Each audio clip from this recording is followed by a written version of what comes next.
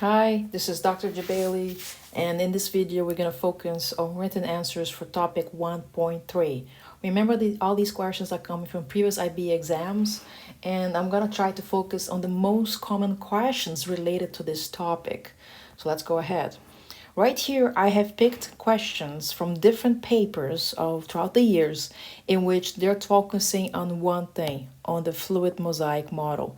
And you can see that all these questions are asking for the same thing, the fluid mosaic model. But there's another word for fluid mosaic model is the Singer-Nicholson model. So these two, they mean the same thing, as well as the cell membrane, the positions of the proteins in cell membrane or the structure of the cell membrane. All of these words are talking about one thing and only, the cell membrane. But it can be asking you as a fluid mosaic model, it can be asking you as a Singer-Nicholson model, or it can be just talking about the positions of the protein in a cell membrane. But when it comes to all of these questions, the answer is the same. It's just a drawing with a bunch of labels. So first I'm going to draw the labels, and then I'm going to show you what it looks like in the MAR scheme, what it's asking. So right here, when you have to do this, make sure your drawings are very clear. And right here we have the phosphate head, right? 1, 2, 3. And then you go down like this to make a protein, integral, and then 1, 2, 3, 4, 5. So then down here you can do the same thing. You can have 1, 2, 3, and then 1, 2, 3, 4, 5. The next thing you can do is have a protein, peripheral protein, right, drawn like this. You can also have another integral protein if you want. It doesn't matter, but you can put an extra one. So with that, then you have to put the tails. It's always 2 tails, right? Phospholipid. So you have, again, 2 tails, 2, 2. They have to be clear. Do not draw 3 or 1. All of them have to show a clear sign of structure of 2. 2 lines, 2 lines, 2 lines. Beside that, then you can do like a zigzag. The zigzag here is the cholesterol. You also can have this as a line like this, which says that this is a protein channel, and you can have an antenna that is coming out like this, and this antenna can be a glycoprotein. After that, you need to start labeling it. Besides this is a cell membrane. You can also put it on the outside, just 1 phospholipid. You can get points for that, in which you draw here and then you start label by saying that this is a phosphate group, right? And then you can say that these 2 here is a fatty acid. Also, you can say that this part here is hydrophilic. Oops, it's too close. All right, hydrophilic. And you can say that this section here is hydrophobic. Now, you can say that this whole thing right here, just label this as this is actually a phospholipid.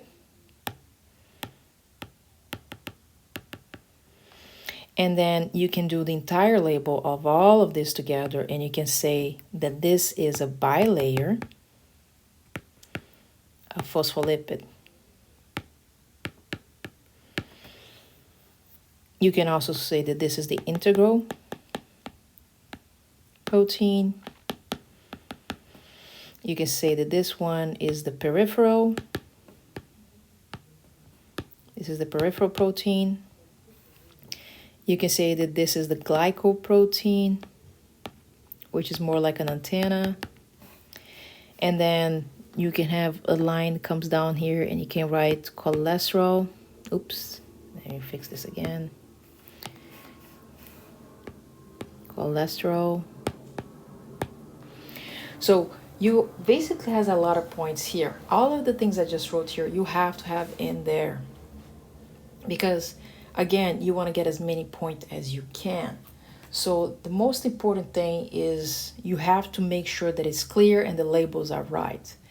So in here, I have basically put everything you can think of. I have mentioned about the phosphate group being hydrophilic. I have mentioned the fatty acids being hydrophobic. I have talked about the integral protein. I have talked about it being a channel, I can always put in brackets here and say that this is a channel right here. I can talk about the peripheral protein right there, the glycoprotein. You can have the cholesterol. So basically you have all the structures here. This is a full picture of you getting all the points. So here, how many points would that be? That can be almost to 6 or 7 points. So just the fact that you said it's bilayer, that's a 1 point, that's 2 points, 3 points, 4 points, 5. And then you can have this 6, 7, which this includes with the 6 and this is included with the 7. So you can have up to 7 points. Now, this is just a drawing. It is, make sure you practice this drawing so many times because you will nail all the points with this one. So with this, let's look at the mark scheme.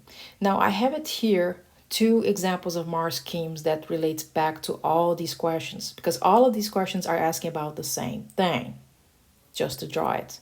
So first, looking at the mark schemes of 2 of them. On this one, the mark scheme says a phospholipid layer with the heads and tails, which I did. Here it says 2 correctly ordered layers of phospholipid bilayer, and it shows the heads on the outside, right, in opposite directions. Then we have the second part, a hydrophilic phosphate polar head and a hydrophobic one, which is the fatty acids. So it says you're both needed. Here, you have a phospholipid shown with 2 parts labeled the hydrophilic, which is the phosphate, and the hydrophobic, which is the tail. This is what I'm talking about. It's this part here that I drew, where I show the phosphate with the hydrophilic and the fatty acids with the hydrophobic. That's what is this one talking about. Then you have the integral or intrinsic protein, right? And this, again, on this side, you might also have it, but it doesn't show. It says protein shown as a global structure embedded in both layers. So this global structure in protein embedded, the word embedded, it means it's inserted inside, inserted like this. So it's the same thing. It's just asking to do this right here. This, the integral protein, which is embedded. Embedded, that means the whole thing in. You also have the next part, which we have is the protein channel, which is the integral showing a clear channel or pore. So in this case, if you look back here, what I did is, you see this drawing that I did right in the middle, right? This, it shows that it's a pore that it's passing through. That's showing like a channel.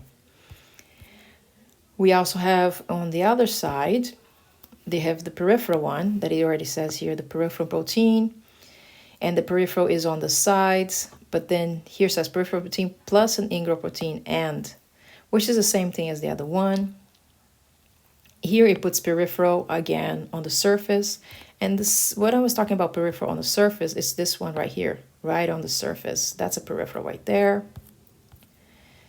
And then we have here glycoprotein showed embedded in the global structure, like an antenna, like carbohydrates, right?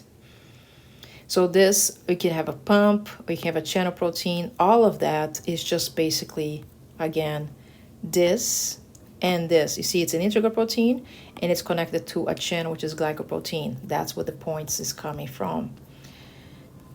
So we continue with this. It shows on this mark scheme a glycoprotein, which is the same thing as this one, right? And then cholesterol is shown here on the adjacent. Now here, look what it says. Do not award a mark unless the structure is labeled with the underlined name. So that means names have to be underlined in this process. But in other places, they don't ask. So it depends on the test. In any case, are you still going to get the points?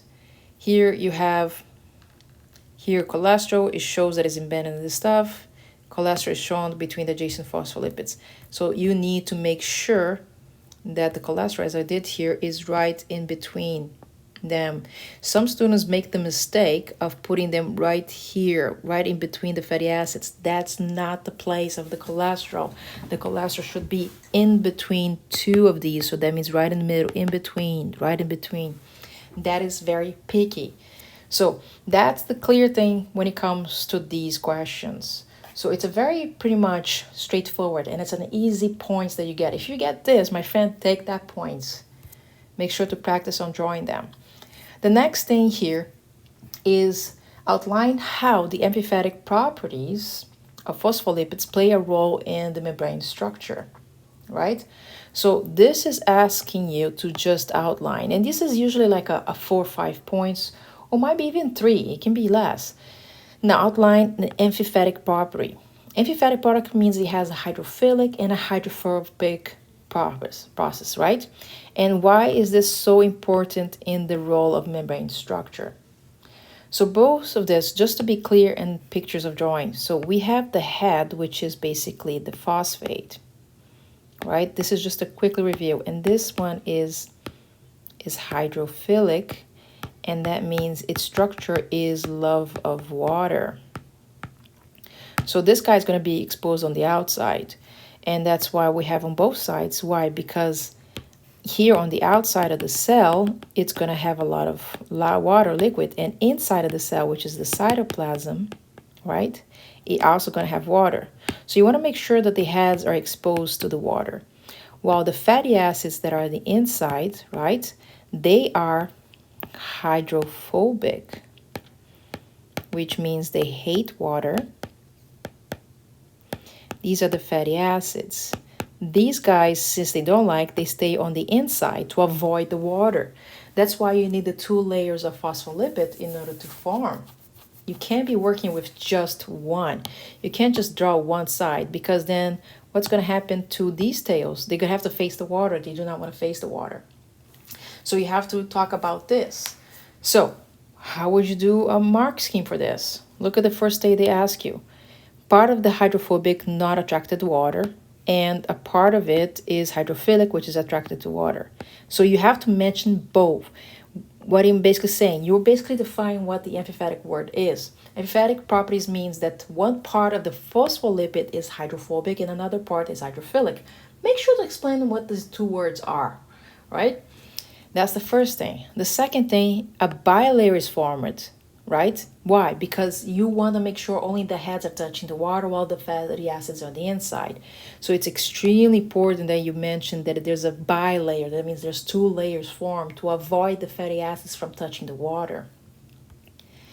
And then the next thing we have here is hydrophilic, and it says underlined. That means you have to mention the word hydrophilic. It's facing outside. It's basically what I just said. And the hydrophobic is facing inward. So you just say the head is facing towards the water of the outside, as well as facing cytoplasm, while the hydrophobic fatty acid tails are on the inside, avoiding the water.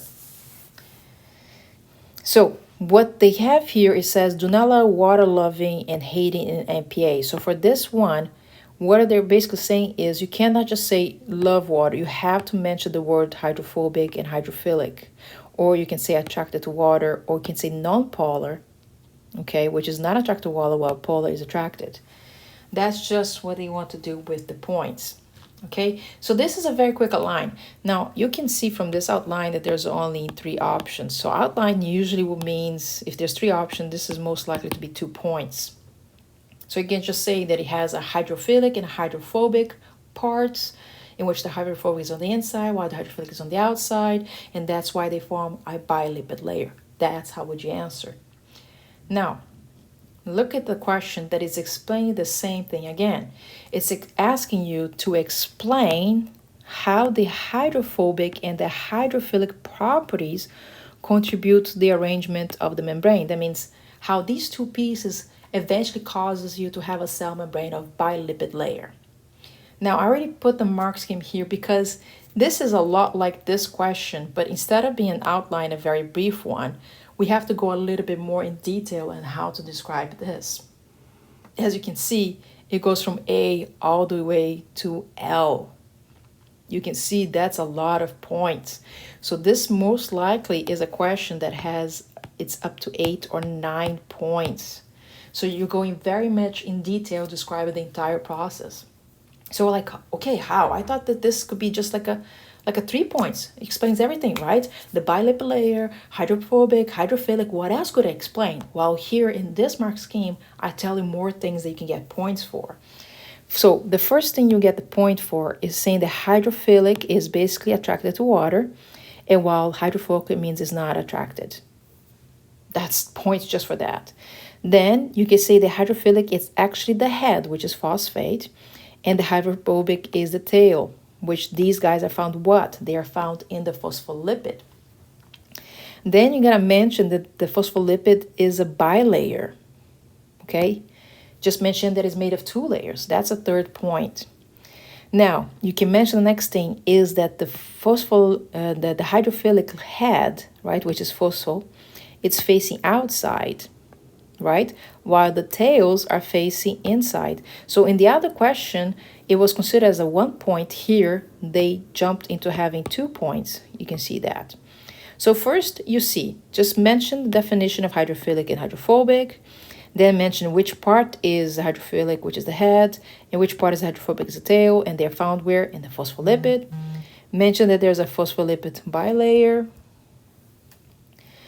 And then after this, talk about hydrophilic head that is always facing outward when the hydrophilic tails is facing inward. So you're kind of describing what the phospholipid looks like and how it is put in a cell membrane.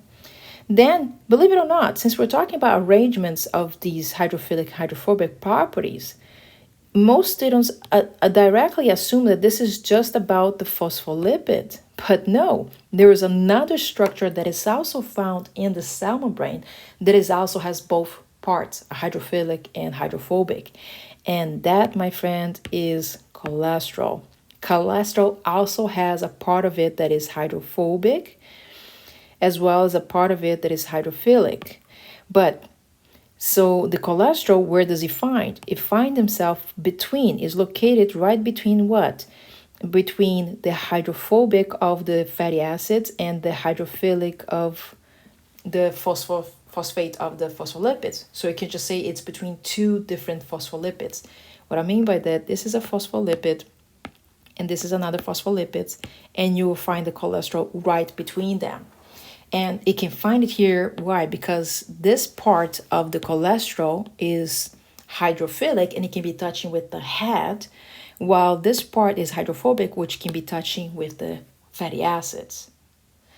Next, you can talk about some amino acids are hydrophilic and some are hydrophobic. Now, why amino acids? Because sometimes you have the integral membrane right here, right? When you draw the integral membrane here, look at it. This part is touching the phospholipid head, and that part is hydrophilic. And then there is this part here, which is hydrophobic, right? So this part of the protein must be hydrophobic. Now, what about this part here of the protein? It's definitely hydrophilic. Why? Because there will be things coming in and out. So that means it's touching the water part. So even those protein channels, part of the protein can be polar and some parts can be non-polar. Or should I say hydrophilic and hydrophobic? Another point you can get with this is talking about how the hydrophobic region of the protein in the biophysical layer, what does it mean? It means it's the part that is touching the fatty acid, while the hydrophilic are on the membrane of the surface. What it does mean? That means the core is right here. Inside of the protein, it's hydrophobic, while the outside is more hydrophilic. The integral protein, again, what does it do? It also has hydrophobic properties, because otherwise, how would you embed here and touch the fatty acid? We can also talk about peripheral proteins, which these guys, most of it should be hydrophilic. Why are we saying this? Because if you go back to the drawing, let's go all the way back to that drawing. Wait, does he have it here? No, it doesn't. All the way to that drawing back here. Look where the protein is. It's on the outside. So most likely it's all hydrophilic because it's surrounded by the water that is around it. So you can discuss that. Basically, you're discussing everything that is hydrophilic and hydrophobic. So we're talking about the protein that is hydrophilic and hydrophobic. We're talking about the phospholipid that's hydrophilic or hydrophobic. We're talking about cholesterol, which part of it is hydrophilic or hydrophobic, where is its position. So we're talking about everything, like all the things that are inside the cell membrane, which part of it is hydrophilic, which part is hydrophobic. We talk about pore channels, which are hydrophilic. Why? Because as I was mentioned here, you have this part of the protein that is hydrophilic. So you allow the molecules to pass through and to be passing through. So this area of the protein here, these two areas, they should be hydrophilic. They should love water in order to allow things to come in. So allow mark points to show a clearly annotated diagram. Here is the best part. You can actually draw. So explain, when you talk about explaining the cell membrane, hydrophilic and hydrophobic, if you actually draw, you can get points. But just drawing is not enough. You have to write, annotate sentences around. So another thing that says here, in part of the answer, accept polar instead of hydrophilic and non-polar instead of hydrophobic, because these means the same. Polar means you have charges, so you're attracted to each other. Non-polar means it's zero, neutral. That means it doesn't attract to anything. So in this whole press here, is just telling you that describe the entire cell membrane in the concept of the word hydrophobic and hydrophilic. So you talk about, again, let's repeat, you talk about the phospholipid, its part that is hydrophilic, its part that is hydrophobic. Then you talk about the cholesterol, its part that is hydrophobic, this part that is hydrophilic. Then talk about the integral proteins as well as the peripheral, which part of them is the hydrophobic, which part of them is hydrophilic. And eventually you have all the answers. And don't forget to mention what does hydrophobic and hydrophilic is. So there's a lot you can do this, but remember, you also should be drawing, because drawing will help you get points when it comes to cell membrane. Moving on to the next question. Now, what we have here is discussing the alternative models of membrane structure, including the evidence for and against each model. So this is basically talking about the Davison-Donnelly and the Singer-Nicholson model. And that's the last content. That's the last question. And this is one of the questions, the big questions that comes from 1.3. So 1.3 usually has two common questions.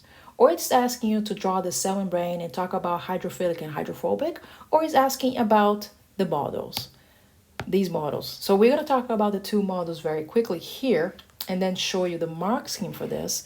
But once again, those are the only two possible questions that could be coming here. Or they can talk about cholesterol. What is cholesterol so important in the cell membrane? And remember, too much cholesterol, the cell membrane becomes mushy. And if the cholesterol is too little, then the cell membrane becomes hard and not flexible. That's like one of the short answer questions. But let's work with this model here. So we're talking about two models. Before I can get to the mark scheme, let's refresh. The first model usually said that it was a sandwich or a trilaminar, which means you had this part that is very dark and then light and then dark. This looks like a trilaminar, which is made of 3 layers. So they thought that this was the protein section. And here, this area here, that will be the phospholipid lipid section. That's how they used to think. That was the first model. And this being the first model, this was actually the Davison-Donnelly, which, by the way, you do need to know how to write their names. This was the first model. The second model is the one that I kept drawing here, which it shows, again, the bilipid layer and the peripherals, right? Going down here, doing very quickly. And you have the cholesterols in here, and you have the peripheral here, and you might have a peripheral, integral here. So this is the second model, and this one is what we call the Singer-Nicholson console model. And this one, we also call it as the fluid mosaic model. You have to know this. The fluid mosaic model is the same thing as the Singer-Nicholson. So what they're asking is to talk about the two models. And this one, number one, was actually the first model. And from this model, this is what they believed in the beginning. But then after having so much technology advancements and going through more microscopic, going more details and some other types of methods, they were able to go from this old model to this new model. So what did they do? They found evidence, right, that falsify this first model and prove this is the new model to believe in. So they went from this sandwich right here to believe that it's like this mosaic here, which proteins are embedded inside. They're not just outside, they're inside within things, and that there's two layers of lipids in there, with phospholipids in there, and there's peripheral proteins, and there's cholesterol. So basically, we're going to talk about their basic evidences that takes away this model, and we start believing in this model. So let's look what the mark scheme is asking. Now, when it says discuss means a lot of points, so we can go almost to up to 8 points. So usually can be between 7 to 8 points. So you have to talk a lot. I would always start talking about Davison Donnelly, which they actually believed first, and then talk about the experiments that found the evidence, and then this is the conclusion. So let's look at the sections of this.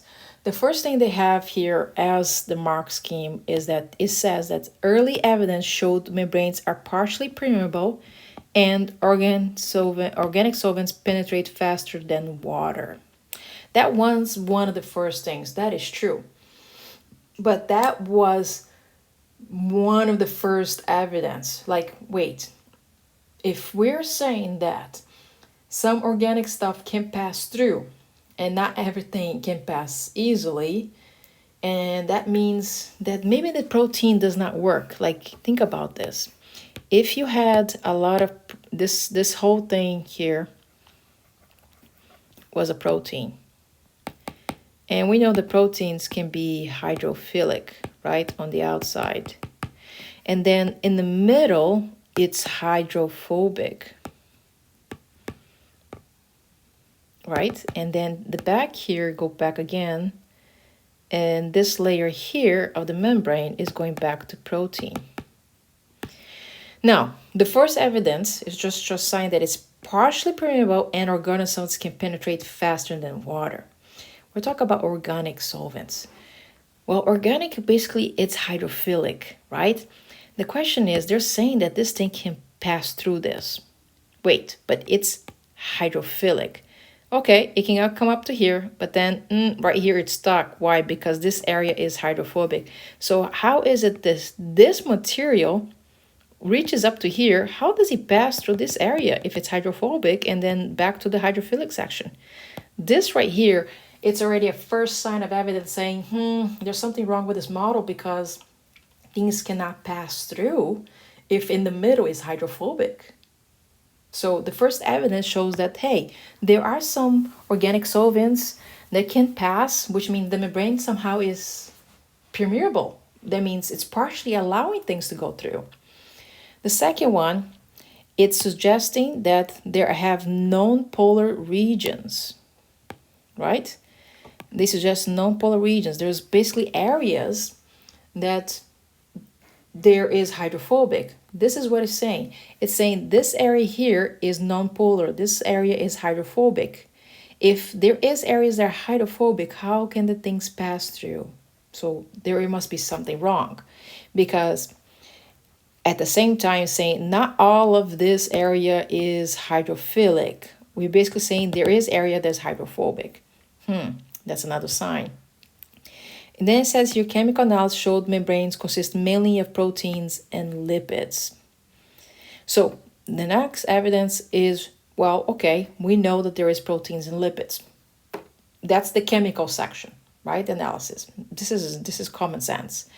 Then it says the layer of phospholipid spread over water orientates themselves into a monolayer with non-polar hydrophobic tails out of the water and polar hydrophobic tails surface. So what is this trying to say? There is a phospholipid layer, right? But the problem with this is a monolayer. If it's a monolayer with the tails out of the water while the hydrophilics towards the water, this would have been just this. Let me use the drawing here. It would have been just this. This is the heads, right? And then you have the tails. Okay, what's the problem with this? If it was just one layer, what about the water inside the cell? Because the outside of the cell, it's fine. It's touching the hydrophilic side. But what about these guys? They're touching the water inside. That means there's something wrong with this monolayer. So because of that, most likely there has to be 2 layers of it. Now, when they shake it with water, for millicells, particles entails inwards. So in this experiment, what they're trying to say is when they threw a bunch of phospholipids, let's say they threw a bunch of phospholipids around, right? And they shake it them through them, let's say they took all these guys and they poured them into a bucket of water. They literally saw these guys behave and turn into a millicells. What is a millicells? It's like a circle, but the circle will be something like, let me do the drawing here again. This is what a millicells will look. The phospholipids did this, and then there's a circle inside too. Wait, let me make it bigger so you can see what I'm talking about. Hold on, let me make it this. So when they threw the phospholipids in there, right? You had 2 sections. You had this and this. So I'm doing a long one, I know, but it's important that you see. So the phospholipids, they start behaving in which they went around like this, and then they had the inside too, like this. And this is what he did. I'm just gonna put ones here so you can see what I'm talking about. So you can see that it became like a circle like this, right? In which you had all the phospholipids here embedded into 2 layers, right? As you can see, the 2 layers. You have the layer here and you have the layer here with the fatty acids inside and outside. So that was what behaved. We saw that the heads stayed on the outside while the tails stayed on the inside. Then we have here saying Davis-Odell molecule pose a phospholipid layer coated with proteins molecules on both surface. Then you can talk about Davis-Odell. It's just the drawing that we said that it was like protein on the outside and the inside you have the phospholipid layers. That's what he's saying. Coated means it was surrounded by the protein. That was his proposed. Then you can mention that where did they come with this idea? This came with this idea because of electron microscope. When they actually saw an electron microscope, they saw a dark line and then a dark line like this. And then they saw a dark line and then a dark line this. So they thought that what this was is that this part here, this dark line here, was the protein. And this other dark part here was also a protein. But the truth is, it came out that this is from one cell and this is from another cell. But that's later on. Then it had a 3-layer structure sandwich. So if you just mentioned that Davis-Odell said that there is a sandwich structure, which again, you have 2 dark bands and a light band, that right now, these 3 are just describing the first drawing that I told you, which is a protein, phospholipid protein, which is a sandwich, and that's because they misread an electron microscope. So you can mention that and you get the points. Now, the model could not account for the hydrophobic proteins. See, they didn't know about this because it was a low resolution. So we're talking about the hydrophobic proteins, and when we say this, we are talking about the integral, right? When you have this, and you have this part of the protein that is hydrophobic attaching the fatty acids. So that model, which it shows here and then this and here, it's only showing the protein touching the phospholipid heads, which is hydrophilic, but it's not touching the fatty acids. So that did not work. The next thing evidence was the fluorescent labeling.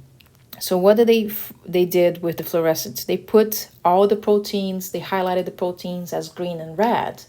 And when they mixed, they saw that the membrane, let's say if this was a membrane right here, they saw red highlights around it. And they also saw green highlights going around. There was like green thing going around it. What did this try to show? This was saying that, wait, there's proteins, there's a green line going all the way in and out. That means there must be protein that goes through the entire membrane. So the fluorescent labeling just proved that protein can pass through the entire cell membrane. What did the freeze fracturing did?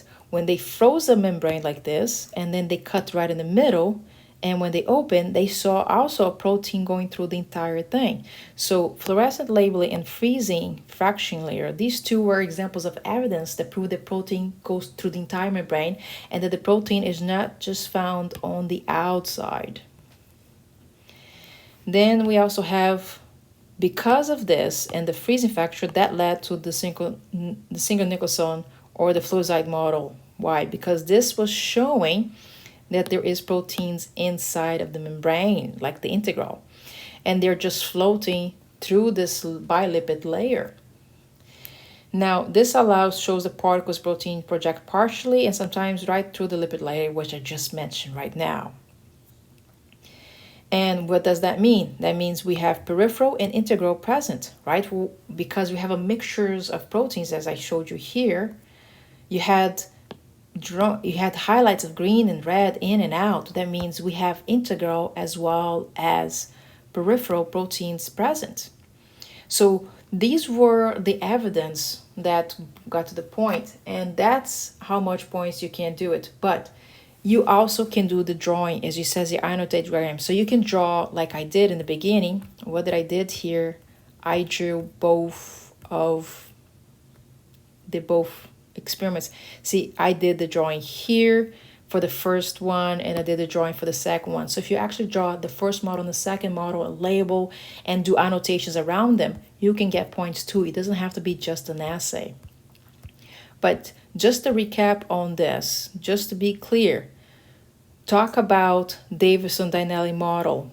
Basically, it's talking about the dark and the light bands betweens. Talk about how the phosphobic protein, the hydrophobic proteins, they basically need to be on the inside.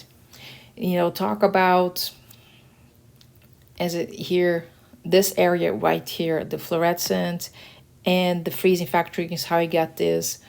These all led to the single nucleosome. So you basically have to use these questions to answer this one. So in all of this, most of it is about the proteins and the lipids and how the phospholipid behave. See, the phospholipid behave by the tails going towards the inward while the head's going towards the water. And that's one of the first things. I also talk about how sometimes we have things passing through the membrane. And on the first model, you can't have some of the stuff passing through unless there is a protein that goes through it to allow the hydrophilic substance to go in. So make sure that you're targeting. My advice is we'll take this question right here and go through the mark scheme and try to write as much as in your own words, because this is a question that could fall and you definitely will have it as an 8 point on your test. Okay, and with that, we have some possible future questions. They will ask you to talk about the difference between the integral and the peripheral proteins. One can say it's embedded while the one is on the outside. Talk about 4 functions of membrane-bound proteins, which I haven't seen it, but these guys, the peripheral proteins, they can be an enzyme, they can be a hormone binding, or the peripheral, the integral one could be electron carriers, or it can be a channel, it can be a pump. This stuff, I never seen them ask, but this can come up. And then just talk what's the difference between pumps and channels. This is more like a 1.4 question, but it can also be here because these are both considered as integral proteins, but one is more like an open pore and the other one is more of changing shape and needs energy. So that was it for 1.3. And there you go. Thank you.